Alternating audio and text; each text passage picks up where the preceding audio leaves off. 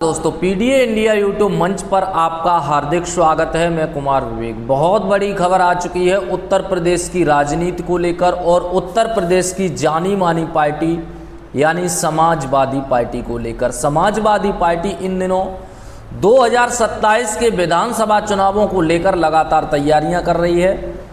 विधानसभा दर विधानसभा वो काम कर रही है। अपने नेताओं और कार्यकर्ताओं को लगातार काम पर समाजवादी पार्टी ने लगा दिया है और साफ तौर पर कह दिया कि 2027 में किसी न किसी तरीके से उत्तर प्रदेश के अंदर सरकार बनानी है। और अब लग भी रहा है कि उत्तर प्रदेश के अंदर 2027 में सरकार बदलने के चांस फुल तरीके से लग रहे हैं, क्योंकि हर पार्टी अपने अपने लिए मेहनत कर रही है और इसीलिए समाजवादी पार्टी ज़मीन पर अपनी ज़मीन तैयार कर रही है। जो समाजवादी पार्टी ने लगातार मेहनत की है उसका फ़ायदा लगातार अब समाजवादी पार्टी को मिल रहा है। और उत्तर प्रदेश के अंदर अब सीधी टक्कर समाजवादी पार्टी और भारतीय जनता पार्टी की है। इसीलिए अब आपने अभी देखा होगा लगभग 6 महीने से समाजवादी पार्टी में बहुत बड़ी ज्वाइनिंग हो रही है। जो बसपा के कद्दावर नेता रहे, कांग्रेस के कद्दावर नेता रहे, कुछ भारतीय जनता पार्टी के भी कद्दावर नेता रहे हैं, ऐसे नेता लगातार अब समाजवादी पार्टी में शामिल हो रहे हैं। और समाजवादी पार्टी में जब ऐसे नेता शामिल हो रहे हैं तो आपको पता है जब बड़े बड़े नेता पार्टियों में शामिल होते हैं तो पार्टियों का कद भी बढ़ता है और पार्टियों को सफलता भी मिलती है। नसीमुद्दीन सिद्दीकी हों या फिर और भी तमाम बड़े बड़े नेता हों, ये तमाम नेता समाजवादी पार्टी में लगातार शामिल हो रहे हैं। लेकिन अब समाजवादी पार्टी में ऐसे नेता शामिल हुए हैं जिनको लेकर चर्चा तेज है। ये नेता हैं जो मुखर समाजवादी पार्टी के बुराई करते थे।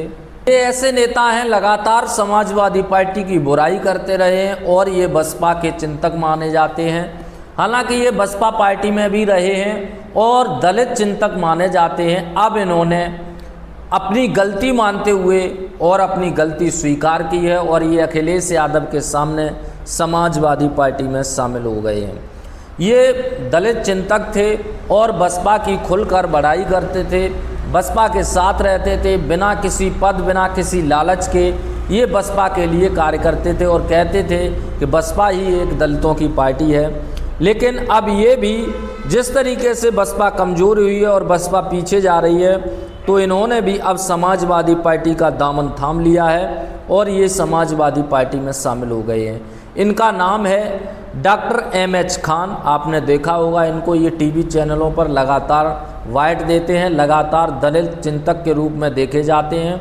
तो अब डॉक्टर एमएच खान ने राष्ट्रीय अध्यक्ष अखिलेश यादव से मुलाकात कर समाजवादी पार्टी में ये एमएच खान शामिल हुए हैं। इन्होंने अब अपना नया ठिकाना समाजवादी पार्टी को माना है और कहा है कि 2027 में होने वाले चुनाव में सपा और भाजपा की तंगड़ी टक्कर है और समाजवादी पार्टी ही उत्तर प्रदेश में सरकार बनाने में कामयाब होगी।